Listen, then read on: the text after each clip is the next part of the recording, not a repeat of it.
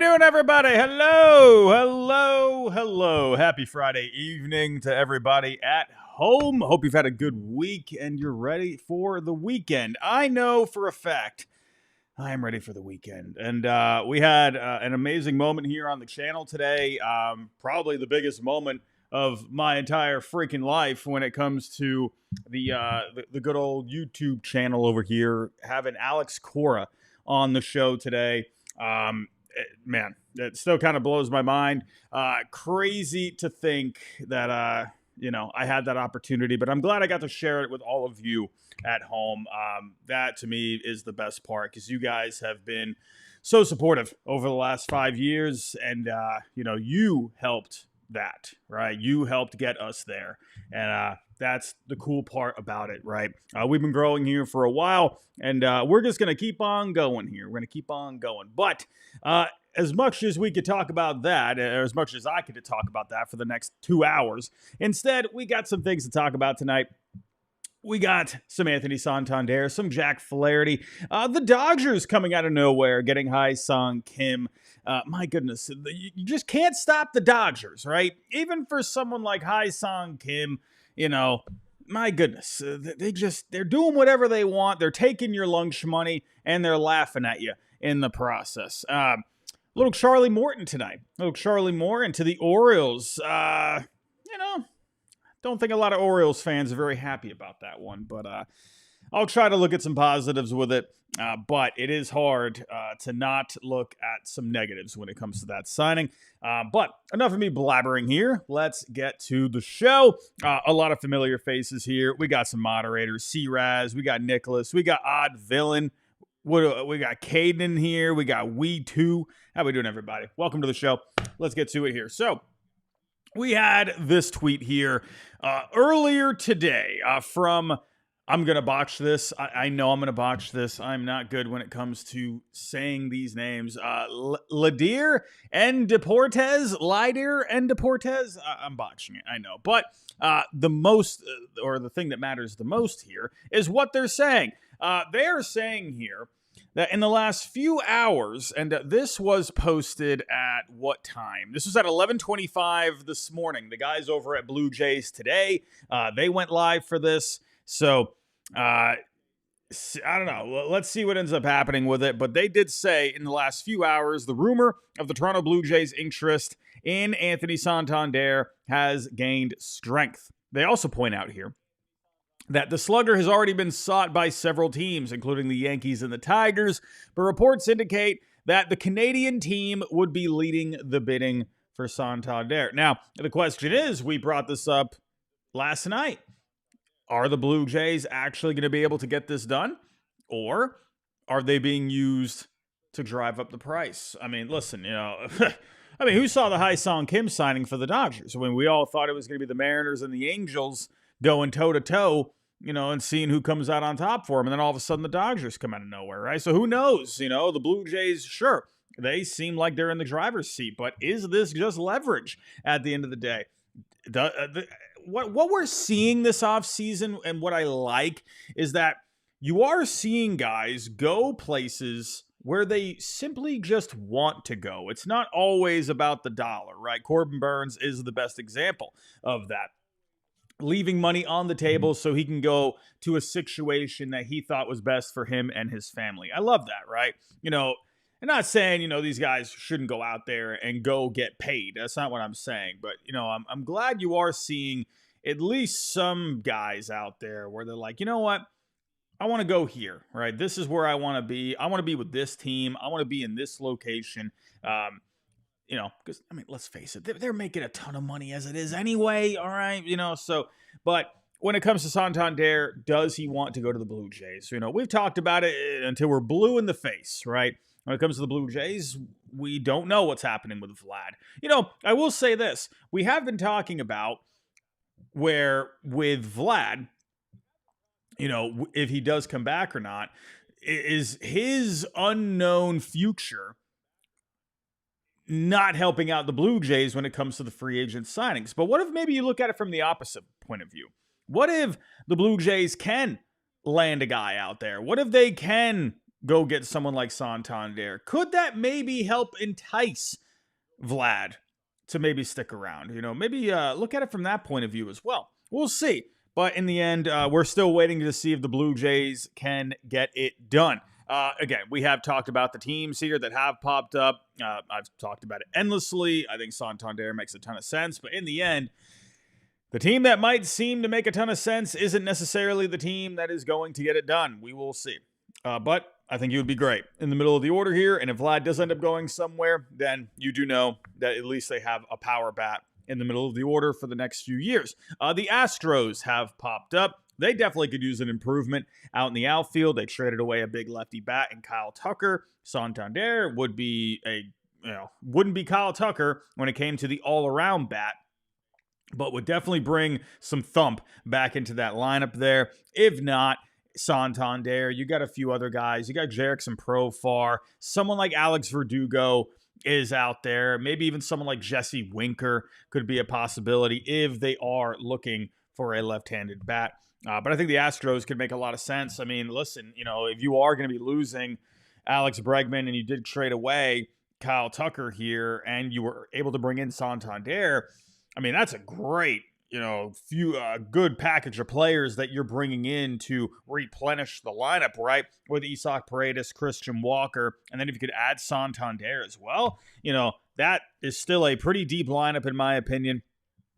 I would love to see the Astros do something there. We have seen the Angels pop up for Santander, right? We've even seen them pop up recently for Pete Alonso, all right? For Pete Alonso, a bit more of an odd fit. Who knows? That kind of tells me with the whole Pete Alonso thing, right? Where the Mets, they really seem to be standing firm. And I was telling Mets fans this coming into the offseason, David Stearns, he might not like the idea of going long-term for Pete Alonso because that F war, it has been regressing.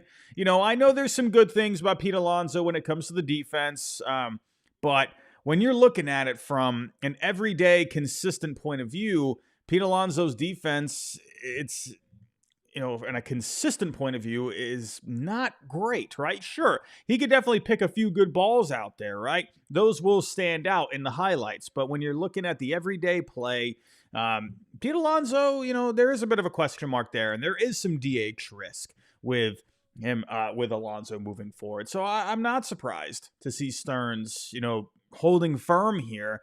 But this could definitely give an opportunity for a team like the Angels where, hey, Artie Moreno, he likes to make that splash. Sure, they brought in Jorge Soler, but could you imagine a power bat like Pete Alonso giving even more protection in this lineup? But we are talking about Santander or him, right? I mean, either one, that would be amazing. Now, if you were to do Santander, right, that would be a pretty easy fit out in right field. You'd have to figure out what's going on with Joe Adell, Mickey Moniak, when it comes to, probably just coming off the bench, whatever it may be. But still, I think Santander would be a great addition here. Could it be Alonso? We'll wait and see. But really, and then there's also the Tigers have been mentioned. Now, when it comes to the Tigers, the talk of the town has been Alex Bregman. We'll wait and see how that plays out. But if they feel like, if they're also taking a pretty firm stance and they're not willing to budge when it comes to giving a certain amount of years, I'm going to be honest, man. I am getting to a point with Alex Bregman, with the Tigers. You all heard that 200 number. Will the Tigers budge to 200 million? That I wonder. If you did 7 years for Bregman, and we had seen some speculation out there that the Tigers might be holding at 5, all right? If you did 7 years, all right, that's, if you were to get to 200 million, that would be $28.5 million per year. It's going to be interesting to see if the Tigers, if they are really looking for that 200 number. I'm 50-50 if that ends up happening. But based off of how stagnant that market has gotten, I'm not sure if the Tigers end up going that far. I think they would like to have the player. I think they would love to have Alex Bregman there. But the way that Tigers front office operates now, it's not what it was back, when you had Dombrowski there, right? It's not the same. You have different guys in charge now. They're a bit more analytically based. They're aggressive, but not in that way where they're handing out, big lump sums of money. Yes, they did it with Javier Baez, but that was a different circumstance at the time, right? You have a lot of good players that are major league ready, where compared to, a few years ago, they weren't really in that situation, I would say. At least you weren't in as good of a situation as you are now. So Bregman, yes, I think they would love to have him, but I think there's a certain point, for me personally, if you were to ask my opinion what they should do, I think they should, do what it takes to get it done. Even if it means going into that $190, $200 million range, get something done. But if it ends up not happening, I think Santander could be a fallback, right? A 4-year deal.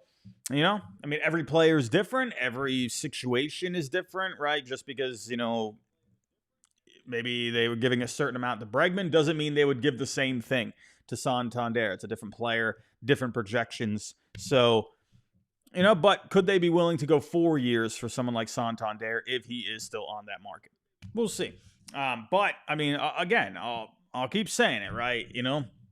The Blue Jays to me just seem like the most obvious fit when you look at this team. They need a bat. They got the money. They're trying to get anyone out there to take their money, and it doesn't seem to be happening. We'll see. We will see. But we do have another guy out there. We got a guy by the name of Jack Flaherty, and according to Mark Feinsand, 5 teams are involved for Flaherty, right? 5 teams are involved for Flaherty. Now, he did mention the Orioles as a team, right? But the Orioles, we'll get to Charlie Morton in just a little bit.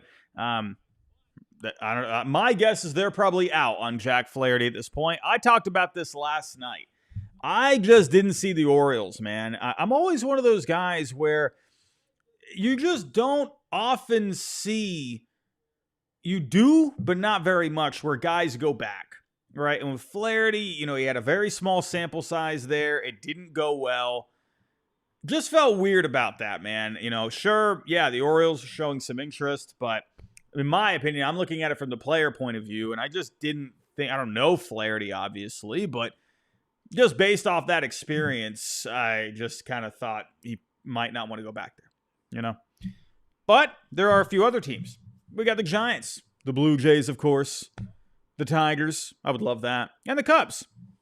I believe coming into the offseason, I predicted Jack Flaherty to go to the Cubs. I'm a little unsure about that as of right now. Of course, Blue Jays, I'm not even going to really mention them here. They're interested in everybody. Sure, could they do it? I don't think they will in the end. I think they need to add a bat. Their pitching's fine. But when it comes to the Chicago Cubs, right, that was my pick coming into the offseason. But, they've made a couple of moves here. They've made one move for the rotation. Matthew Boyd, you do have Javier Assad in the 5th spot. Could you put him in a long relief role? And then Flaherty, I think this still could happen. We'll see. But I don't know. I find since they've already added Boyd, I feel like I'm a little lower on that happening. But you never know. Maybe the right deal comes across for the Cubs and they take a bite out of it. But the team, I did my updated predictions recently. And I know you might be laughing, right? Oh, Robbie, you did updated predictions, right? Is that because you were so bad on your first ones? Listen, I've hit on a couple of them, I think. Have I? Oh, I don't know. But predictions are stupid. They're stupid. They're just they're fun to do and they're good to talk about. But I think the Giants make a lot of sense when it comes to Flaherty. Obviously he's a West Coast guy. I know that might be a bit of a lazy sort of a take, right? Oh, he's from the West Coast. But listen, Corbin Burns wanted to go back to Arizona. That's where he lives. So that happened. So why couldn't Jack Flaherty go back to a West Coast team? I think this would be great, right? Webb, Flaherty, Robbie Ray as your 3, where I think Ray, at this point, I would rather him be your number 3 in the rotation. I think Jordan Hicks, he obviously made that transition to the rotation. Let's see how that goes moving forward. I think he's more appropriate at the back end of the rotation at this point. He wore down for the Giants in the second half. And, Kyle Harrison, right? Still trying to figure some things out at the major league level. I think the Giants make a ton of sense. I think Flaherty would be a great number 2, where Logan Webb, this is a guy that's durable. He's going to give you the innings. He's going to get the ground balls for you. Then Flaherty, he's going to come at you with a bit more stuff. But another reason why I like Flaherty for the Giants is one little nitpick on Flaherty this year is he did get hit with the home run ball. That was something. A little high, right around 1.35 per 9 this past year. That's a little high. But half a season at Oracle Park, I think that could be a good remedy for that. So I like Flaherty for the Giants. We'll see how that goes. And then another team that was mentioned, the Detroit Tigers. I would love to see a reunion. I think this makes sense. I mean, listen, could you imagine an offseason where they bring in Alex Bregman and then you get a reunion with Jack Flaherty? Now, I think this reunion could be more likely because he had success there this past year, right? They got him on track. He had to build himself back up in 2023. But he was good to go this year for the most part. Sure, some back issues along the way. But I would love to see this reunion. Let's run it back, And then you get Bregman too. That's a great offseason if you ask me. But out of these teams, I really like the idea of the Giants. I think they make a lot of sense. They could use a bit of a boost. They were going after Corbin Burns. I like the idea of the Giants. We'll see if it ends up happening. We will see. And, do I expect this next one to happen? Probably not. It wasn't mentioned in the article, but I just like the idea of the Angels, man. I want something to happen. He would be the clear-cut ace of that staff. He would be the ace. I mean, they just give him it on opening day, right? Yusei Kikuchi's your number 2, and I think that's a pretty nice-looking top of the rotation, right? They need pitching. Still looking at this, right? I mean, you're going with Kyle Hendricks as your 4. He had an ERA near 6 this past year. Tyler Anderson, he's fine. But, I don't know. Anderson is your 3. Soriano, I think, is fine. Detmers, who knows what happens with him? I honestly think they should just give him a change of scenery and let him try to figure it out somewhere else. Honestly, I think Flaherty would be great for the Angels. That's just me. But, Moving on. I think the Flaherty market, I feel like you're going to start seeing some movement there. But, when you take a look here at the free agent tracker for this coming year, there's not a whole, you still got Nick Pivetta out there. That is something, right? I think Pivetta will sign eventually. I feel like he's going to be probably after Flaherty. The one thing with Pivetta is he has the qualifying offer attached to him. So I still think someone will sign him. Now, I like the Reds for Nick Pivetta, right? The Reds, they have been accumulating a lot of prospects here over the last few years. I could see the Reds being like, all right, we got Chase Burns this past year. Yeah, we'll be losing a comp pick. We'll be losing a pick there. But I think for what they need right now is they need guys that can help out this Reds team right now. I think, Terry Francona, I think he would like to have someone steady like Pivetta. Francona, he's years with the Red Sox. He likes having guys in the rotation that can make their start every 5th day. Go back to those Guardians teams as well, right? Or the Indians at the time. But, go back to that, right? You always had good, solid rotations of guys that could take the ball every 5th day. Terry Francona likes having that. So I think Pivetta fits the mold of the Reds. Could you, again, getting back to the Giants, could the Giants possibly get involved there if Flaherty doesn't happen? Could these teams that are basically mentioned here, I think could end up being players for Nick Pivetta as well. Even taking a look at the Blue Jays, right? Obviously, Canadian. So Nick Pivetta could make some sense. He has been tied with the Blue Jays this year. The Cubs, I think they could be a pretty good fit as well. They got a pitching lab that they love over there. Pivetta's got really good stuff. I could see Nick Pivetta being a good fit with the Cubbies. But if you were to ask me right now, I feel like Jack Flaherty, I'm guessing. I don't know anything. I think Flaherty ends up with the Giants, maybe the Tigers. And I'll say Nick Pivetta, he'll end up. I'll go Reds or Cubs for Nick Pivetta. We'll see. We'll see. Or the Blue Jays. So, moving on. Let's get to a signing here today. Enough of the rumors. We actually had a signing today. Hyeseong Kim. Goodness gracious. I mean, what in the world, man? What in the world? Listen, the Dodgers, they're going out there. They're getting the big boys, and they're even getting the guys from the KBO. They're getting the guys from Japan. They're getting the guys from the KBO. Is it going to be Roki Sasaki next? I mean, they're just taking everything out there. They don't care what you think. They're taking your lunch money and they're eating it in front of you. Man, oh man. But there are some interesting little parts about this, right? Now, there were some weird reports that he took less money to go to the Dodgers. That ended up, I guess, being false. There was a report that the Angels had offered more money, but someone, I'm going blank on who it was, but they came out and said, no, that's not true. So in the end, it seemed like he just wanted to go to the Dodgers, right? And I guess it just so happened to be they offered the most. I don't know. But it's going to be interesting how they plan on using him. We had seen with the Mariners, he probably ends up being your starting second baseman in Seattle. But with the Dodgers, who he is going there on a 3-year, $12.5 million deal. Taking a look at the payroll as of right now, this payroll is ridiculous.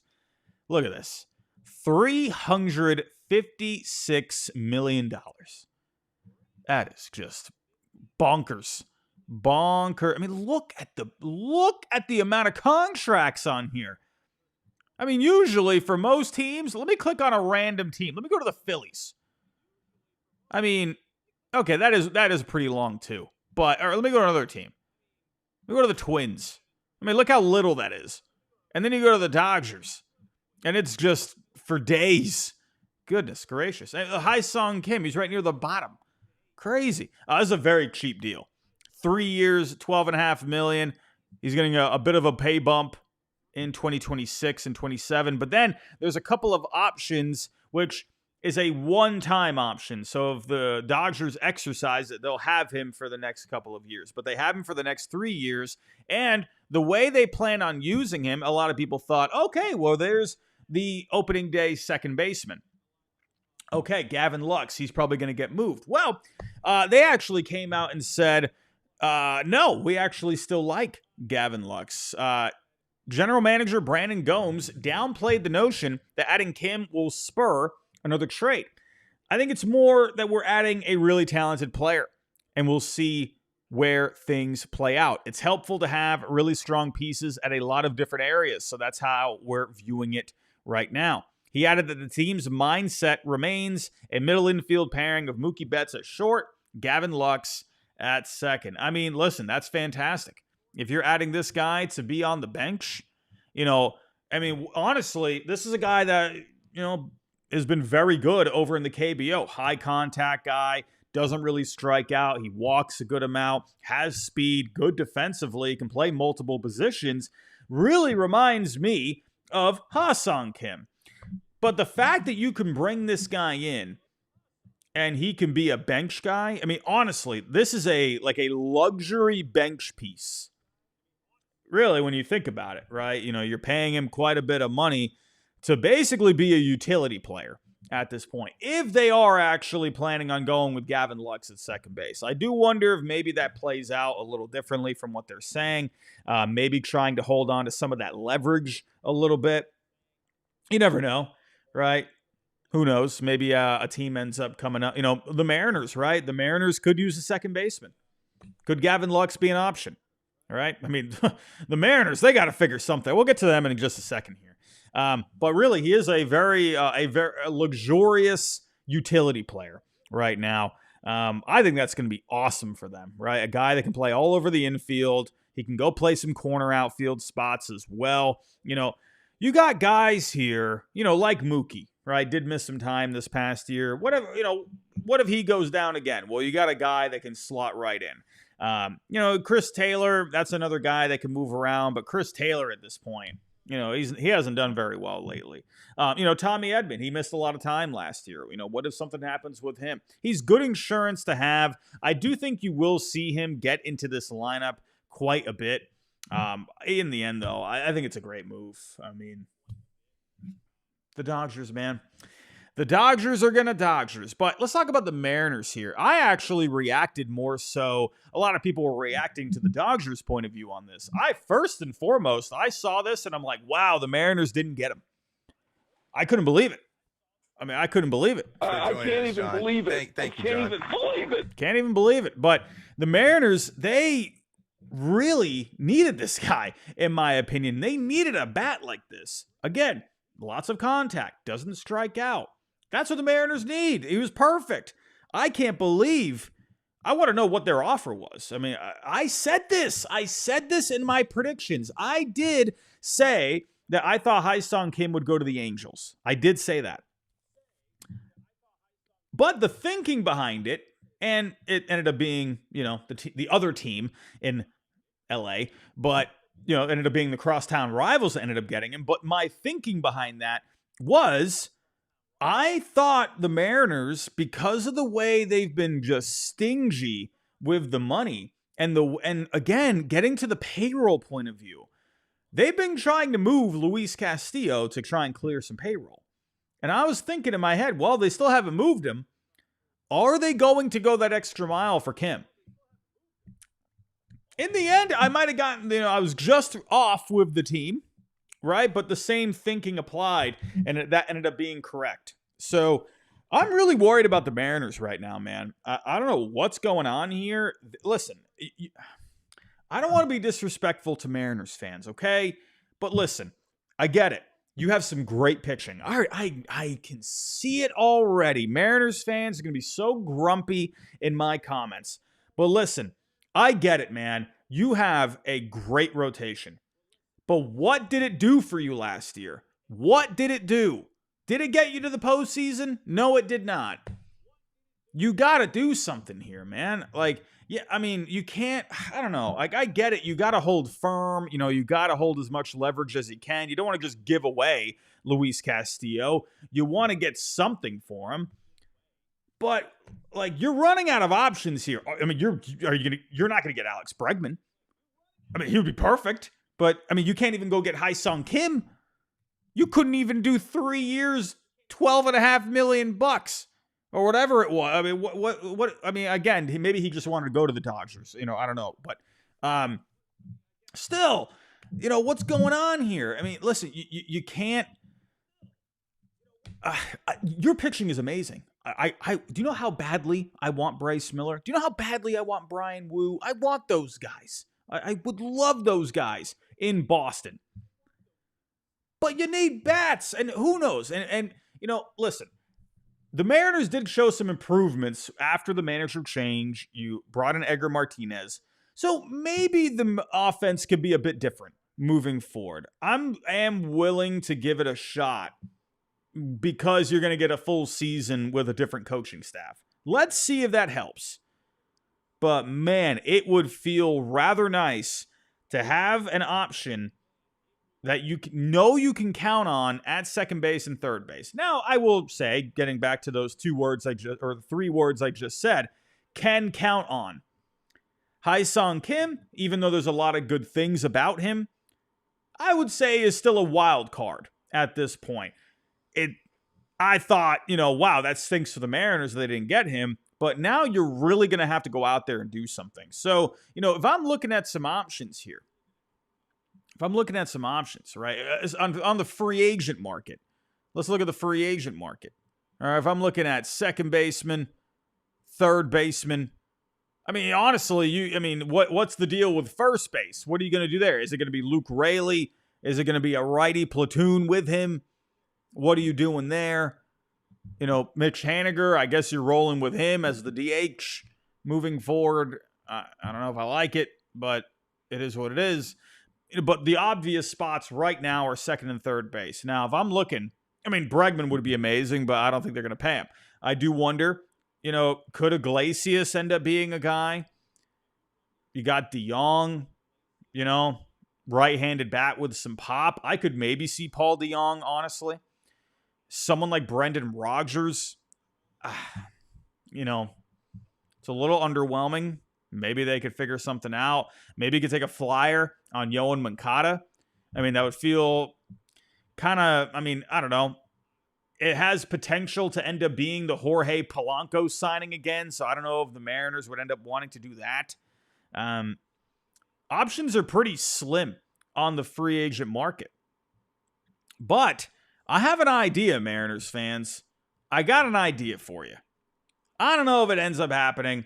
And I've seen Mariners fans over on Baseball Trade Values get very... I don't understand the hate towards this deal. I don't get it. I think it makes sense. Maybe I'm wrong. I'm probably wrong. I'm wrong a lot. This is only going to be able to happen if the Tigers sign Alex Bregman. Why not go after Hyeseong? Yes, there is a bit of a question mark right now with his defensive home. But that's a bat that has a lot of upside. A good, disciplined bat, right? I like the bat of Hyeseong. You just got to figure it out defensively. But I think that could end up being a guy. Move Luis Castillo over to the Tigers and get back Hyeseong, however the deal ends up being. I think that could make a lot of sense. Could you go Gavin Lux? Sure. I don't think the Cardinals are going to part with Brendan Rodgers. I read somewhere not too long ago that that's probably not going to happen. Some teams have already called about him. If we're taking a look at maybe some other options here. Gleyber Torres is gone. I thought Gleyber Torres could have been an option for them. I don't know, man. The list kind of runs thin. Jonathan India, that was a guy that maybe could have been an option, but he's off the board now. I don't know if the Cubs are going to move Nico Horner at this point. I don't know. I don't know if I were to bring up some other guys possibly. Listen, I had a funky idea at one point. I don't know if the Orioles will end up doing it at this point. Probably not. I don't think it was ever going to happen, but it was a fun idea in my head. Maybe go after someone like Jordan Westburg. Maybe offer up Brian Wu or Bryce Miller. I thought that was like a fun, almost kind of like an MLB The Show kind of a trade, but I could see where they could help out both teams. Kind of fills a need for each of those teams. But now that the Orioles have, added pitching, I don't see that happening. I never really saw it as realistic. I thought it was fun. If I'm looking at other guys here, one idea, could the Red Sox circle back? Could they circle back to the Red Sox? Again, they've already signed Walker Buehler. So I don't know if they're going to be interested in Luis Castillo at this point. I feel like that's off the table. You did have a shot to bring in Casas and Masataka Yoshida, according to the reports. What is Francis Romero saying? Francis Romero, what is he saying? Did a deal happen or did I miss it? Francis Romero.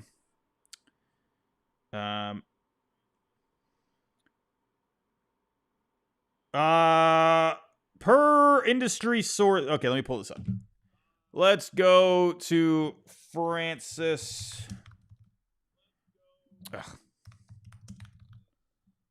Francis Romero. What is he saying? Per industry sources, Roki Sasaki and his team are expected to make their decision after January 20th, 72 hours before the deadline.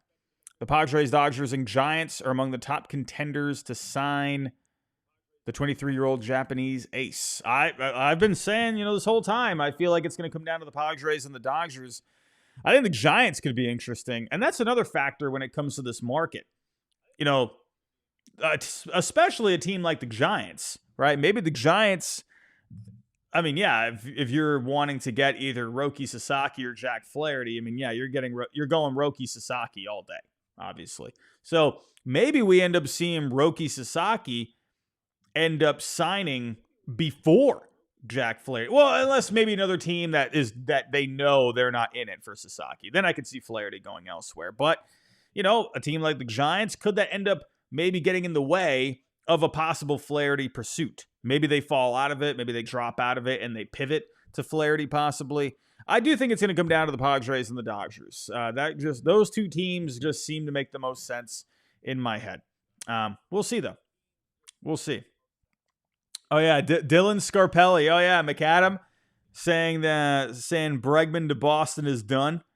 Yeah, I'll believe that when pigs fly. Yeah, nope. Don't see that happening. But where were we? Again, looking at some second basemen here. There's not really a whole lot on the free agent market. The Red Sox and the Mariners, they had something at one point. Possibly with Casas and Masataka Yoshida. Could they come back together for some kind of a different deal? Maybe David Hamilton could end up being an option for them. He showed a lot of good things this year. I'm not sure if he's going to really answer their problems at this point. I don't know, man. There's not really a whole lot, if you're looking at third base. I don't know, man. It's just, maybe Alec Bohm. Alec Bohm, he could possibly be a guy, right? A right-handed bat with some pop. Maybe you could see something there. We'll see. They have been trying to move him. I guess they came out at one point saying that they see Bohm, in their plans or whatever, but I don't know, man. He's been on the trade block, so could you maybe see something there? Yeah, but other than that, again, the options for the Mariners are getting slim. I don't know. I think to me, their best bet would be to get something on the trade market. We'll see, though. But last but not least, Charlie Morton. Listen, in my updated predictions, I did put Lance Lynn to the Orioles. And again, listen, I might be wrong a lot when it comes to, getting the right team. Here's the thing. I'm doing this based off of nothing. I don't really have any intel. Maybe I'll hear a couple little things here and there, but it's always so funny when people come into the comments on prediction videos. Oh, these are so bad. These are so terrible. Well, how the heck are your predictions going, buddy? Bet your buns they're not very good either, right? But anytime it comes to the predictions, right, I always try to think of the situation. I look at numbers, obviously. What do teams need? But I also think of the intangible part of it. And with the Orioles, obviously, not bringing back Corbin Burns. I think that was, again, he wanted to go home. You would have had to offer him a ton of money. Did the Orioles want to do that? I don't know. It is what it is. But I thought to myself, and then there was also the report that we had gotten from Pitcher List saying that Mike Elias is not really wanting to go out there and drop a boatload of money. He supposedly, according to that report, really wants to build a championship team from the ground up, and kind of work around the edges, right? When it comes to, adding someone like Corbin Burns for a year, and then adding Charlie Morton here. But in those predictions, I did say Lance Lynn because I thought, okay, let's think. What guy could the Orioles add that could be on the cheaper side, but could be a guy that ends up being a bit of a leader on that staff? A guy that's he's competitive out there. That's why I came up with Lance Lynn. With Charlie Morton, the one thing about Morton, I don't want to say I wrote him off this offseason, but I guess I was sort of just wondering, like, okay, what is he doing? You're always hearing something about, retirement possibly. Is he going to go another year? And not that I wrote him off. I just didn't really think about him very much. But in the end, going to the Orioles. And the other thing with Charlie Morton too is there's also been a bit of bias towards the location, right? Baltimore, it's a little more north, right? With Atlanta, with Tampa, obviously, he was closer to home. But Baltimore, you are going a little further. In the end, the way I saw the Orioles doing something when it came to adding to the pitching staff, Sure, they talked to Flaherty, but I wonder how far they were willing to go with Flaherty. If they did a 1-year deal for Morton, how many years were they willing to go for Flaherty? 3? I don't know. But this is kind of how I saw them doing it. They want to compete, but I think they want dudes as well. And listen, Charlie Morton is a dude, right? Yes, he's 41 years old, but this guy every single year has good results. He's always doing something good, right? And if you get to the postseason, he's got that postseason pedigree. So again, the thinking I had behind the Lance Lynn prediction kind of ties into this, right? Because he's a guy, he's a gamer, he's going to go out there and compete. And he gives them, sure, 41 years old, but he gives them, in my opinion, an upgrade in the rotation. Yes, he's going to have to stay healthy. Let's see, how that goes, right? You are dealing with father time at this point. But, I don't know. It's a little underwhelming. And that's the thing. I like Charlie Morton, so I feel like I'm being a little harsh. I'm a Charlie Morton guy. CRAS951. Lance Lynn just gave up a home run. He did a little better this past year. A little better. I do like Lance Lynn's mentality on the mound, though. I like watching him pitch. Anyway, I like watching Charlie Morton pitch, too. It'll be interesting to see what this rotation looks like at the halfway point of the year. Eflin, he had a couple nagging things this year. Grayson Rodriguez missed time this year, obviously. Morton dealing with father time. Tomoyuki Sagano, he is a wild card, And then actually KMD, that's another good point you bring up there. I thought to myself, will Verlander or Scherzer, I even thought about them for the Orioles too. Then I thought, I don't know, I don't see Verlander going to Baltimore. I thought maybe Scherzer, But in the end, I'm wondering how much money they're going to be looking for. If Charlie Morton got 1 year, $15 million, I wonder if Verlander is going to be looking for like 20. Even though he is coming off a bad year, it's still Verlander at the end of the day. Scherzer as well, right? Big name. So I wonder what their payday is going to end up looking like. So the Orioles rotation, I see you in the chat, Penguin fan. The O's rotation seems average at best. It doesn't seem very, overpowering. But one thing with Baltimore that you got to remember, they do still have good prospects. And don't forget, they got a couple of guys down in the minors that can contribute this coming year, right? You got Cade Povich, right? Let me get down a little further here. You got Chase McDermott down here, and Trevor Rogers. I mean, what happens with him at this point? Is he going to be in the bullpen as a long reliever, like a swingman kind of a guy? So, the one thing with Baltimore is, can they go out at the deadline again and go acquire someone like Zach Eflin, who they got last year? Or could there still be another move intact? One idea that I did come up with at one point, if they were to go the Dylan Cease route, will they go back-to-back years getting a Scott Boras guy? I don't know. Dylan Cease is going to get paid, man. He's going to get a nice payday when he goes into free agency next year. But one idea I had for the Padres, where they want to stay competitive as well, maybe they could do a deal where some kind of a package where you could send back Dean Kramer, who, yes, I know that's a downgrade in the rotation, but a guy, for the most part, he's going to go out there and give you starts. He's going to do some things for you. He could be someone that can give you some innings in the rotation, right? Maybe build a package with him, maybe some prospects as well to send back to there. And maybe you could do something, or maybe you could even do some kind of a deal where you send Dylan Cease to Baltimore. They could send back someone like Dean Kramer. Ryan Mountcastle could be an option possibly. Ooh, I also just thought of this as well. For Seattle, also look out for Luis Arise. Look out for Luis Arise possibly for Seattle. I think that still is a pretty good option for them. Look out for Luis Arise. But maybe you could see something like that, where maybe you could do something with Mountcastle, Kramer, maybe throw in a couple other pieces. Or, maybe, I don't know if I see this happening.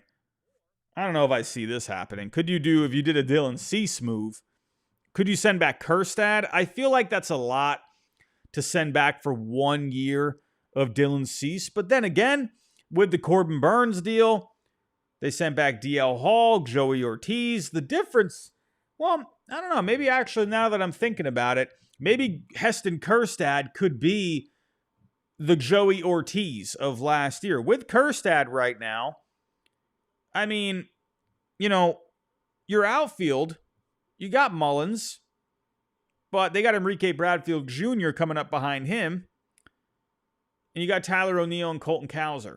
Now, Tyler O'Neill, you got to look out for him because, you know, he's always an injury risk. You know, you got Ryan O'Hearn at the DH spot. I don't know. Kjerstad, to me, at least by feel, considering, because I do like the bat of Kjerstad, right? Former high draft pick at one point. He feels like too much to give up for Dylan Cease compared to Joey Ortiz for Corbin Burns. Maybe you could do a swap. I don't know. But again, it feels like too much. Just my opinion. So, when it comes to the Orioles, though, I feel like in the end, no. I'm going to wait and see when it comes to Baltimore. I'm going to wait and see. Could they add more? Maybe. We'll see. But I don't mind the Charlie Morton signing. It is underwhelming, though. It is underwhelming. You kind of wanted Baltimore to really go out there this offseason. They have made moves. You know, in the end, they have been busy. They've added Tyler O'Neill, Sagano, and Morton. You know, could they add a little bit more? Maybe something else to the bullpen. You know, Batista is going to be coming back this year. I don't know. The Orioles are interesting. But everyone, I'm going to get out of here. I'm going to wrap it up there. Not too much else to talk about. We are just right there at our goal for 200 likes for the night. If you can give us 20 more likes, I'll love you forever, everybody. But everyone, I'm going to wrap it up there. Thank you so much for coming out tonight. Always greatly appreciated. Again, probably be back here probably Sunday. That's usually the Sunday night stream is always pretty popular. Of course, because there's always juicy rumors to tap into over the weekend. Hopefully we see some more things, but yeah, I think things are going to start heating up here. Front offices are starting to come back from holiday, so we'll see. Hopefully it gets a little busier next week. I think it will. I think you're starting to see a bit more activity here. You know, teams are getting back to it after Christmas and the New Year's. But everyone, I'm wrapping it up there. Go have yourself a good rest of your night. Thanks for coming out tonight. And go check out the Alex Cora interview. Again, crazy that even happened. I mean, that still blows my mind that happened. But everyone, I'm out of here. Go have yourself a good rest of your night. And I'll talk to you next time.